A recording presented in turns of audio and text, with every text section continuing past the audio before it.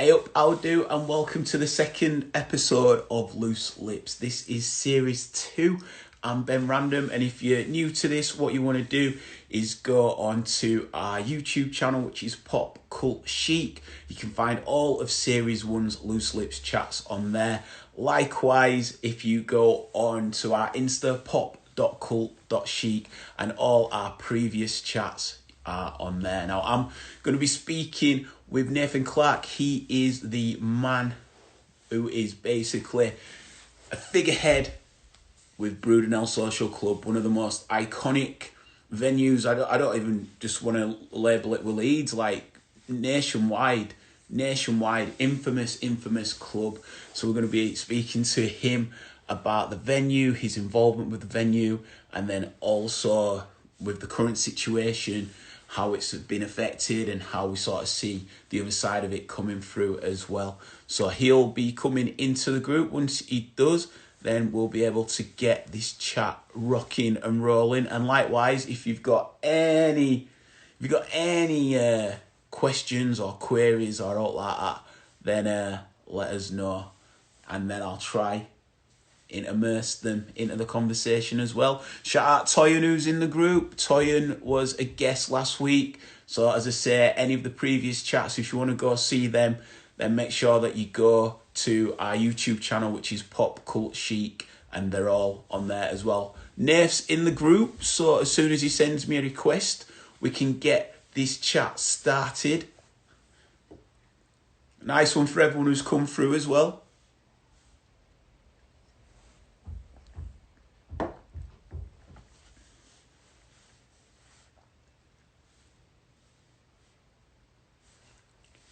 It should just come up as soon as you went in there saying send a request to join.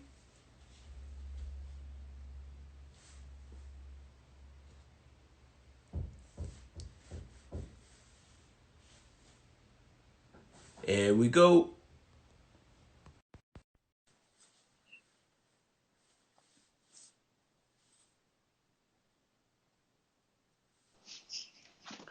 How you doing, brother? I'm all right. I'm good.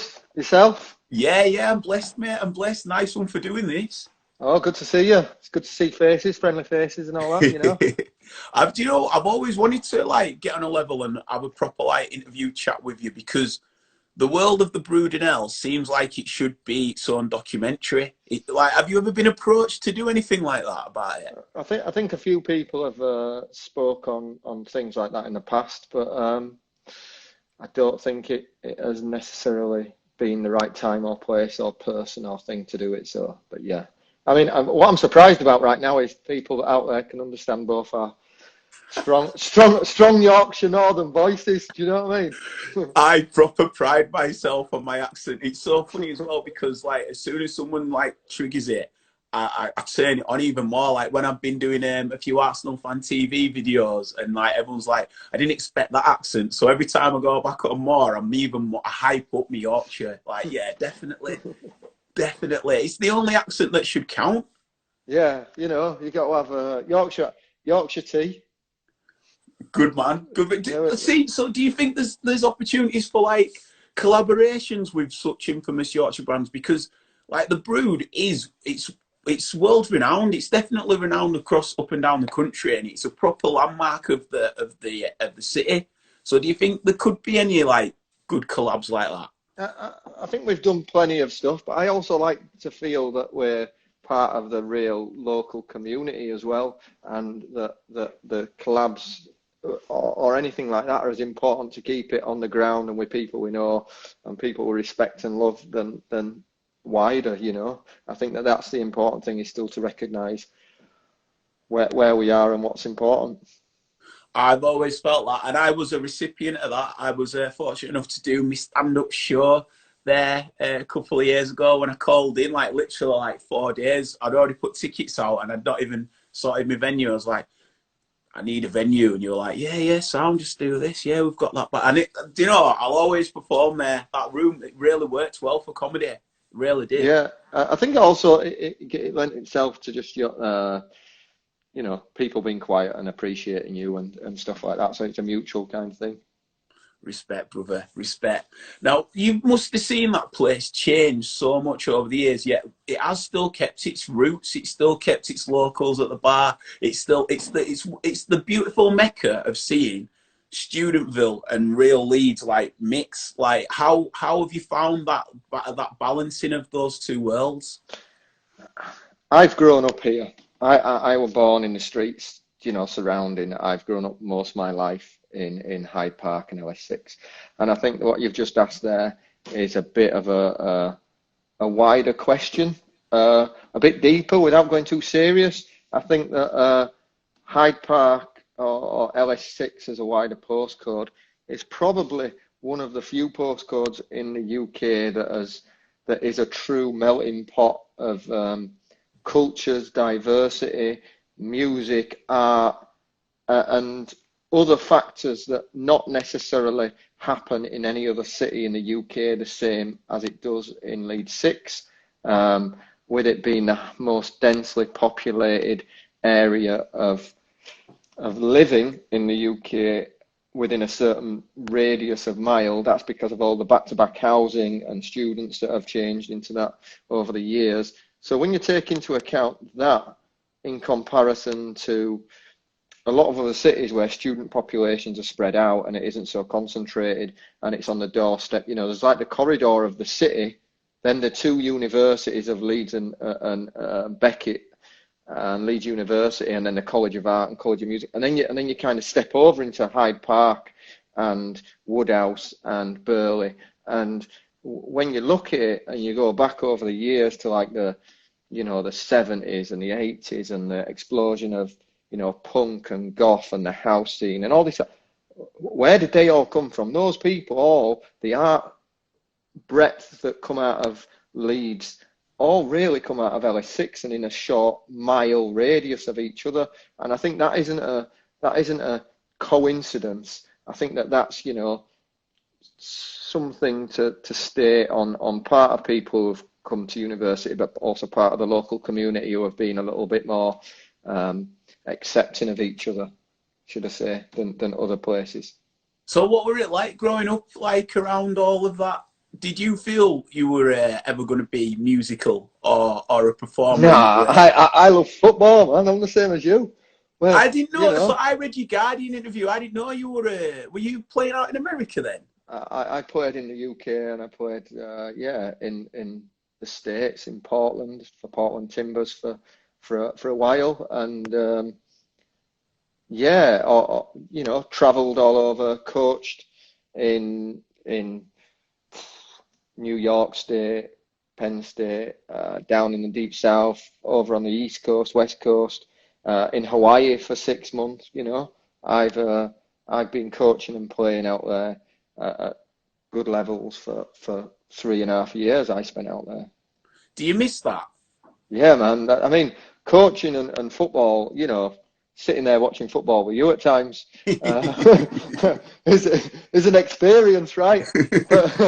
But at the end of it, I think there's something growing up that when I look at it and I go, you know, my father had when I remember the 80s and my father taping, you know, songs off the radio onto mini cassettes, and then he'd re-record them with another microphone coming out of a speaker to try and overdub it and cut out some to make his own playlist, because you couldn't just know what were coming up on the radio. There weren't the technology that we've got now to know, oh, what's happening, what song's on next. You know, John Peel didn't send it out over Twitter what his playlist was going to be, and so I think that people found their own ways and methods of production at that time, and part of it was getting your own microphone and recording it to another tape. So the audio quality might have been absolutely diabolical, but you got a chance to put your own playlist together that was completely different. So growing up around that kind of thing, but then big passion for football, and in LA6 where,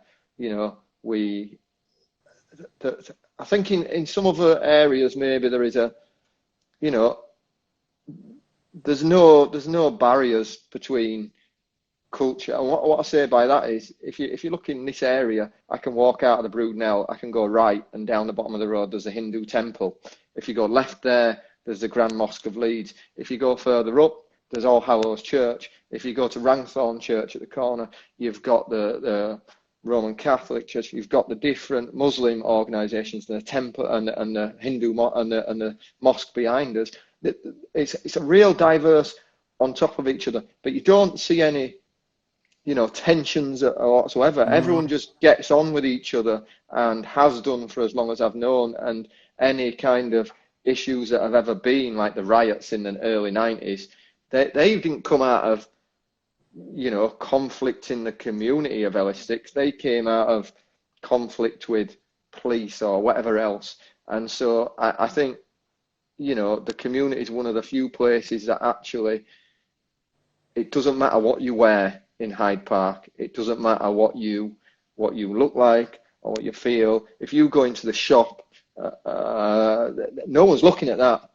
People will act on how you act towards them and who you are, and I think that's been one of the most positive things about this area, and I champion that all day long, you know.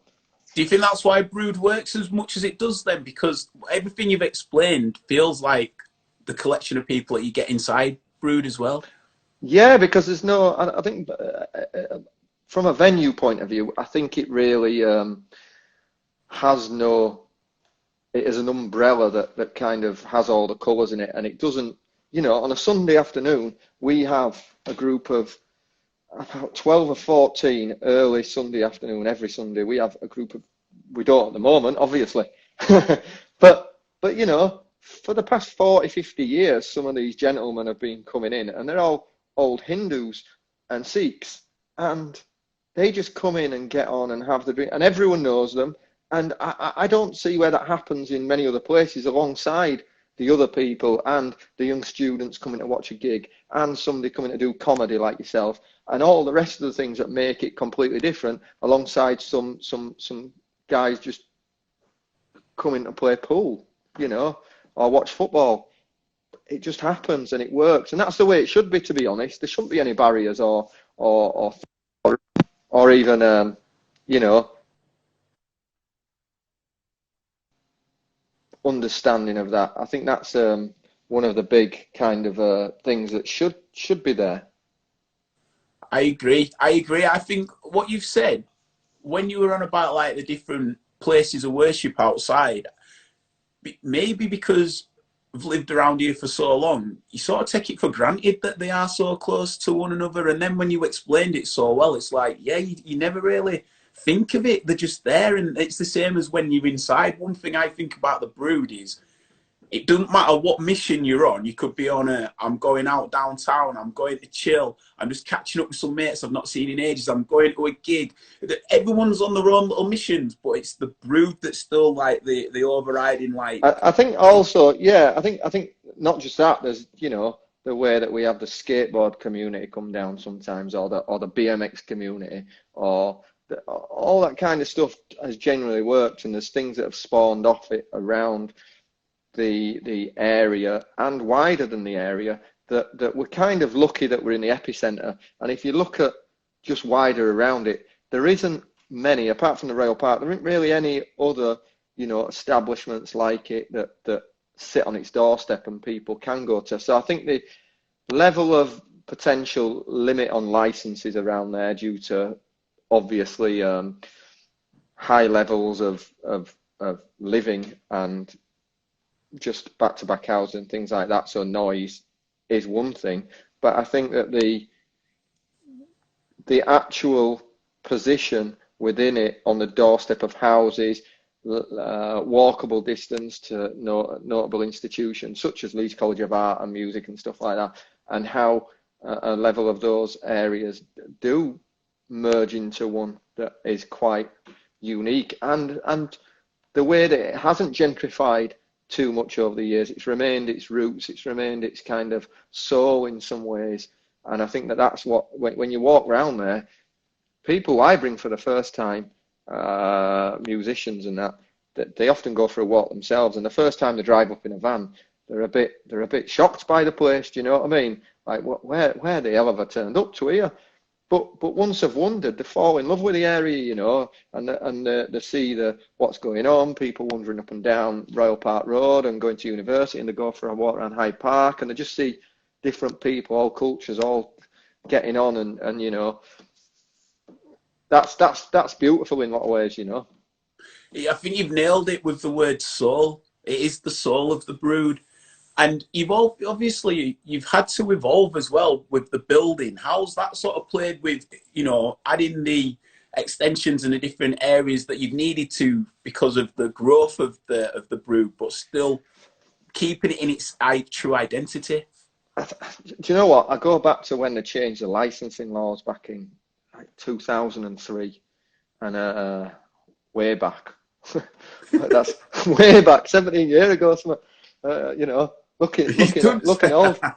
but I think I remember there used to be when you walked in the lounge area, and someone put on an old Sandman review about 15 years ago that you could walk in the Brudenell and it'd be like a TARDIS, and you could walk left or right, and depending it was like the red or the blue pill in the Matrix. if you picked the wrong one, you know, but we had like a seating, a bit of fixed seating there, and I always thought that was a barrier. You had to walk in and walk past that, and taking it out opened it out a lot wider and brought it to a position that that just made it feel open and stop the people. You know, when you walk into one of those bars and people look round at you and see who's this walking, or you have to walk past them to get to the bar. I think once we removed that barrier, it opened it up, and we understood that opening up social communities was right.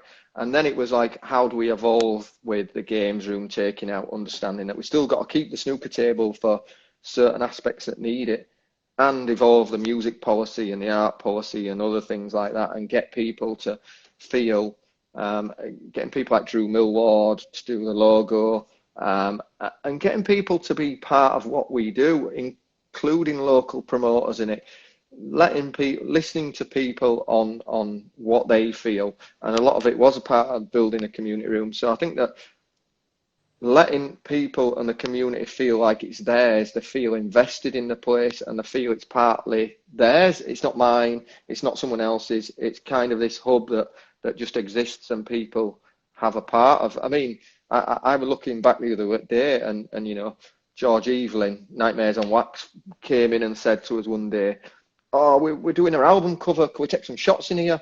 And his Outer Space album, he just put all these speakers. He was living in the back streets back then, and he put all these speakers against the wall in the games room. And that shot of him putting the pint on top of the Guinness pint on top of the speakers for the album cover is just in the games room. But that come out of him thinking, that's my local, that's where I can go. I feel comfortable just rocking up 3 o'clock in the afternoon, 40 speakers on the back. They're going to be cool letting us do that. You know, that doesn't happen elsewhere. But I think that that's really important as well, and having the links way back with you know, we don't necessarily do it now for sound or anything, but with sound systems and having Mark Iration in, and just a wider community that actually not necessarily pigeonholes one musical genre or art genre. So it's not a punk place, it's not a noise place, it's not a dub place. You know, when you think of place and institutions, you think, oh, West Indian Centre, and you know what it's about, and you know, but I've been really clear in the point that I wanted it to be completely open and everybody to be part of it. Does that make sense? Completely, and it does. It completely evolves, but even to the point where it's not even necessarily the music that's on. As you say, it's just that gathering point where people can just chill if they want. Like, you've nailed it with the word soul. I definitely think it's the word soul that kicks on from that. How do you find it? Because every time I see you, you're constantly grafting. Like, you constantly are grafting. Like, so how do you find it? Because do you live on site as well? Yes. Yeah. So how do you have a break between the two? Or because you've fully given your life since football anyway, you've given your life to the Brood. I mean, you just love it, don't you? You love seeing the reactions of what it ain't like some businesses where you're just thinking about it and trying to sell a pint of beer or sell a shirt to somebody in a shop or a pair of shoes or whatever else. I think it the kind of intangible reward you get from meeting people, making friends, seeing people's shows happen from the first meetings of bands getting together. People who've worked behind the bar, who've made relationships and met friends and carried on for life. Do you know what I mean? People who've met in the place and then got married and had kids. People who've come to shows and met there for the first time. You could go on about this relationship that you can't put into physical monetary value that other kind of places have. And I think that that's part of it. And when you talk about living on site and working for that, I think it just becomes part of your culture and part of your being. And that's something I really enjoy. And to some people, they wouldn't, and they'd get, you know, but each to their own. I think it's growing up around here, and when I lived anywhere, it's beautiful to live other places. But I look at Leeds particularly, and I was listening to one of your chats the other day with somebody, and they were talking about coming to Leeds, and you know, and I think that I look at it and I go, I can be out in the Yorkshire Dales in 15, 20 minutes. You can map towards Otley and Ilkley in no time at all. You can have the city. You can be 2.5 hours from London, like you said. You can pop over to Manchester in an hour. You can have access to everything where we are, but also remain part of I think that what you were calling it was like a village in a city. Yeah. And I think there's definitely that community aspect. And so, and even though, you know, like we were talking, where I go over from Mark Iration to Dave Beer to different aspects of the music scene in Leeds, whether it be Crash Records, Ian, that there's notable people that are kind of institutions that also hand over the institutions at time and don't gatekeep it, and you know, it's more about collaboration. And I think that's why I kind of love Leeds and its position, and my family here and all the rest of it, you know, friends. And I think you build up that, and that's more important than living others. But I think, yeah, working at the Brudenell and having some kind of involvement makes it really important. So yeah. Do you feel that you have such a responsibility with it because it is such a pivotal part of the Leeds scene? Responsibility, in a sense of seeing its longevity, it for making it. I think there's a level of yes, in a community responsibility, in that we will fight to keep it here, certainly during this time and any other time, but also that there's a level of not responsibility, but the fact that the place is an available resource. It's got rooms that can be used, and the rooms shouldn't be left there not to be used. It shouldn't be said, you know, oh, you can't use that unless you pay us £50 an hour to get this because we've got space. I think, listen, resources are there, share them about, do what we can, let people use it, and keeping that alive is as much as important as anyone else. I think that's, you know, where community organisations, we might not be a community centre in such as name, but I feel that it definitely is in a lot of other ways, in a lot of the meetings that go on in the background and other kind of aspects that people don't necessarily see and you don't see on social media. Those interactions make part of the area what it is and make part of the relationships that happen, and like you say, talk about soul in the area. How you not this time essentially, but how are you seeing the aftermath of it? How are you sort of planning for when everything's lifted? I think we've been very prudent in the past to not overextend ourselves and not go out there and just do things frivolously for the sake of looking cool, not wasting money on things. So we've tried to be prudent in the past about whatever we have done, and even now we are supporting staff, you know, through it, and we will try to and support artists and bands and setting up even just the social distancing kind of thing. So we're looking at what we can do to support and provide a platform for local artists and creatives and build up an archive of, you know, Leeds kind of music history. So interviewing some of the the Leeds music kind of legends, John Keenan and things like that, you know, put on the shows for the first show for the wedding present when they wanted to play a show and they climbed over his back garden while he was sunbathing and gave him a record, and that led up to them doing. You go like, these stories would not happen, and while we're not open and we're not able to let people converse and socialize and things like that, if we've got an ability to set up a social media platform that we can connect people a bit like you are now, then we should. And that's not a responsibility, that's just having some resources to do that, and not doing it in the same way that maybe is out there currently, because I believe Leeds' music history isn't as archived. There was a really good interaction on Twitter a couple of weeks ago where people were talking about Leeds' music history just hasn't been archived very well, and Manchester and Liverpool has, and London and Sheffield and things like that. But the influences that Leeds have had on so many other aspects just has not been put down late and understood properly, and possibly because Leeds is more of a cultural melting pot, more diverse than some of the others, that it actually isn't as commercial, and that's one of the reasons that it hasn't had that commercial success and that sound. So you look at Liverpool and it's got a sound, you look at Manchester and it's got a sound, you look at certain places and you can put the names on the people who have come out of commercial success. You think of Sheffield, you think of Pulp and the Arctic Monkeys, you think of Bristol and you go Massive Attack and things like that. But you look at Leeds and you go, yeah, there's a goth scene, and yeah, there's some of the house scene that came from Leeds, and all different aspects.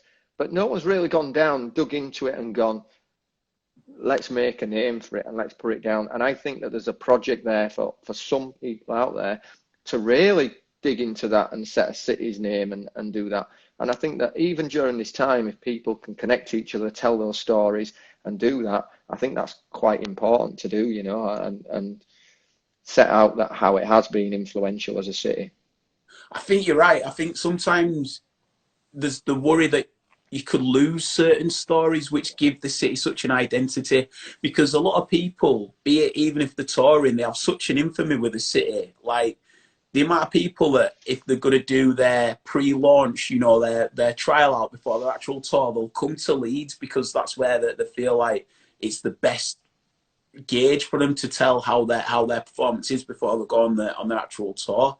So there's a lot of people that I've spoke who are performers who've said that one of the favourite places, because we're an honest crowd, we're an honest audience, you know what I mean? We say it how it is, we're an honest audience, and if we love it, you'll know about it, and if it's the other way, you'll know about it too. I mean, there's no secrecy in about how friendly northern people are. Do you know what I mean? In comparison, so I think that only echoes the thought and the interactions that people have. It's natural. We're here to have a good time, really, aren't we? And get along and just support one another. We've I know you've got a shoot. I'd love to get another chat in with you, you know, because I feel like we could chat for hours, but I know you said they go on for too long. But someone's just put, shout out to Cliffy Pye, says, got my Stay Home School t-shirt on. Do you think that in this time, there's scope for you to do the merchandise? Because like the Brude t-shirt is such an iconic like garm, and I wonder how people can support your venue in this time. We did you saw the social distancing t-shirts we just did. We did them in a limited edition because we wanted to archive a bit of time. And it kind of, you know, as in like the Brudenell Social Club and Brudenell Social Distancing Club, it just rang as a clever phrase that came together, and it seemed like it was too good of an opportunity to kind of put up. But on that, we sat down and we said, should we just do some merchandise? And we thought, no, how can we reach out to different creatives, some established, some not established, some that we want to give a platform to, some that are staff that have finished just their degrees, some that play in bands, that we wanted a cross-section to, and get them back some level of funding. So we said, oh, all right, then all the profits of the shirts are going to go to them, not to us. But for us, it maintains that relationship to a community, but it also introduces artists that people might not have seen and looked at before. And I think that that's a big a big part of it, like I say, providing a platform that necessarily someone wouldn't have. And when we did that with the merch, it was a way of not only selling some merch, but a way of um, just spreading kind of people's work that we admire. And so one of the artists, Liz, who did the picture of the Brudenell and the social distancing, she'd worked for us for a couple of years, and she went off to live in Berlin and came back and finished her art degree. And it was great to see somebody who'd been part of our fabric for quite a while as a supervisor, and then see, a couple of 100 t-shirts with her design on it out there with our name. And it doesn't exclusively kind of sit together, but it's a way of, if some people look at her profile afterwards, and she maybe gets some commission off it, or some work off it or something else, then that's really important. And it's not just about supporting the venue. I think it's about, for us, it's a way of nicely marketing the venue, but sending a clever message in that, and just working with a bunch of people that we respect and love as well. Do you think that there's scope for that when everything returns, like maybe doing like you champion someone of the week or of the month, and maybe having like their work shown around the actual Brood, or maybe if it's a band or comedian, or you know what I mean? Or Yeah, I think that we're definitely up for more commissions in that way. And it's how I'm very careful also to think that these artists need to be rewarded for their work, and not just doing it on a purely profile for us, like setting it out. I think there's got to be an exchange for the artist, and I think that's a big important part of it. And sometimes the financial capital is not there to make it work, and so rather than be seen to exploit or do anything else, I think I'd rather sit back and actually do it when it's right, and do it so that there's a fair exchange, and everyone is on a best practice level. And I think that's as important as anything else. Do you know what I mean? It builds relationships, and I think that's as important as money or profit or anything else. perfect. There's another one come through. Any collaboration brews? Oh, we've done plenty of them in the past with Anthology Brew Co, Kirkstall Brewery. I think all those kind of things we've done. We've done it with artists before, where we got bands to go down. We did some with the Girl Gang beer for the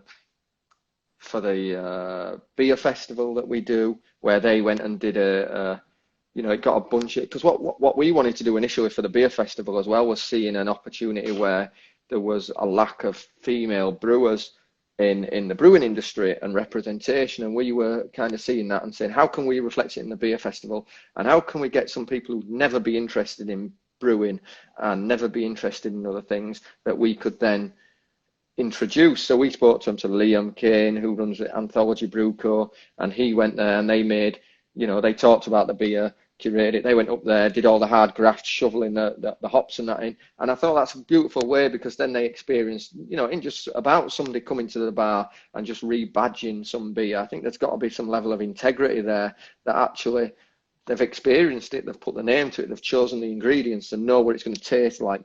And I think that's the integrity that comes between an artist and a promoter, venue, curate a relationship across the way, that's very important. And I think that's got to be maintained.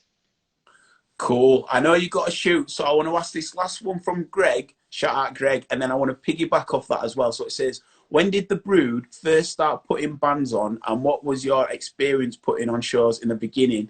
And the piggyback off the back of that is there any particular show or shows that stand out to you?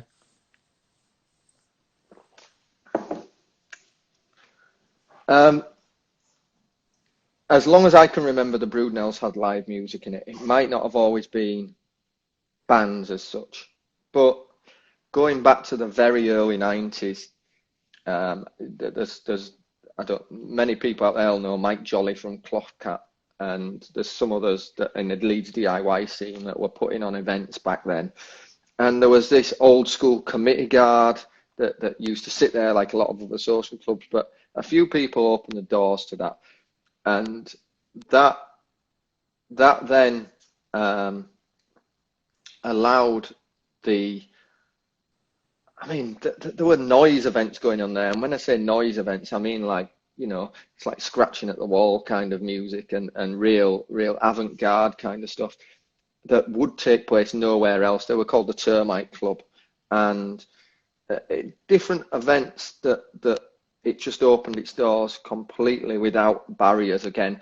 But I think that partly came twinned with the area that we spoke about at first, in that these people you would see who were curating events of an avant-garde nature and an off-the-wall, not normal popular culture would happen here. So it didn't sit, there was already a level of trust because you'd see that person walking down the street. They lived two streets over because they'd been to uni and your family knew them, and do you know what I mean? So then barriers were broken down because of the area, and that seemed to grow in the 90s and become more popular. And we invested then in the PA, and then we set up the Brudenell community PA fund that we did, and there was a lot of rallying around when the noise complaint come in the late 90s to save the fire doors and stuff like that. So there's been a big community injection into hosting live music, and it's been an organic growth, not a strategic one. It's not been one anyone's gone out there to think we're going to go and put on this artist, or we're going to go and do this because it makes it feel big and right. It's been something that we've gone, let the seeds grow to something what it will be, you know, let the tree grow its own leaves. And I think that's part of the beautiful area of that. When you talk about notable shows, I mean, where do you start? Over the years there's been some ridiculous ones where I'm not going to mention. I mean, real avant-garde left field stuff where there were, you know, a French band playing to real weird noise with saxophones going on, who were naked at the time, and that were put on by Andy Abbott. I don't know if you know Andy Abbott out there. He used to run a collective called Black Dogs. He works at Leeds College of Art and things like that, and puts on some curated stuff in Bradford. And that was a weird experience. And then there's stuff where you go like in the late 90s, early 2000s, where there were Joanna Newsom turned up, and Dirty Three, and they're looking at the Brudenell thinking, what have I come to here? And then you go on and you go like Johnny Marr's turned up as well, and so of like bands like Low, and then we've had, you know, you follow it with the nights such as Cowtown's album launch and all that kind of stuff that makes it. I think that there isn't a specific event, but what I love is that you can have your friends playing a show like you one night, and the very next night Elbow can be playing in the community room, or Cowtown in the next room. And I think that yeah, someone's putting on there about Macaulay Culkin. I mean, when Macaulay Culkin rocks up at your venue and then asks you where you know, where can I get a good kebab from? And you end up going finding kebabs with Macaulay Culkin from Hyde Park Corner. What do you say? Yeah, that's mad. I think there's things like that have happened here in the past 10 or 15 years that I can't put into one aspect. Britain, about how famous Macaulay Culkin is, because it's really about championing other stuff that's created here, and I'm a bigger fan of the all the colours of the rainbow that bring with that, and that's where it's kind of really important for me. Do you think there's going to be a book? A book? What on? On the Brood? I mean, I think there should be a book on Leeds music scene and history and all this kind of stuff, and before these stories are lost, because there's characters out there that may forget them, or they just never get told, or people's history, like John Keenan, like I say, you go back to him, who created the Future Armour Festival, and two stages side by side where the production, no one had been doing that before then. But then he brought in, you know, he's got the story about the Smiths playing below Bay City Rollers because he always wanted to bring a party band on last afterwards. So if everyone were down and downbeat, and Morrissey said to him, like, you know, I'm not playing before them, below them on a bill. So, you know, the Smiths never played that event. And stories like that, or Jonathan Richman coming and playing his gig, but going for a curry afterwards and entertaining the curry house and playing a stand-up gig in Hare Hills. There's things like that stories that should be told and archived and out there. And I think that's the book that should come first. And I'm a champion for a book on Leeds music and history above anything else. You know what, mate? The passion that you speak with, not just about your venue, but about your city as well. It's proper good to see, mate. It's proper. It's proud to see. Just and the fact that you're playing such a massive significance to this city as well, and knowing how much you feel about it, mate. It's beautiful to see. We're all about Leeds getting back to getting promoted, to be honest. That's one important thing. Seeing you, we can travel down on the train to the Emirates next time. Emirates, exactly. Yeah. We can pass it. You nearly did us in FA Cup. We should have done. We should have put it to bed. You know, I was there. That first half, you should have been free. Leeds took over London that day.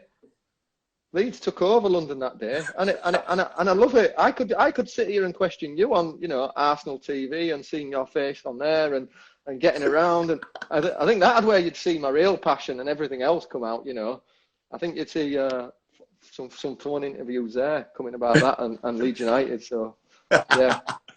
Well, when it happens, we'll definitely be back in touch, and I'm sure if all this is lifted as well, there'll be a mad congregation outside the Brude of like Leeds celebrating. That's where the parade should stop.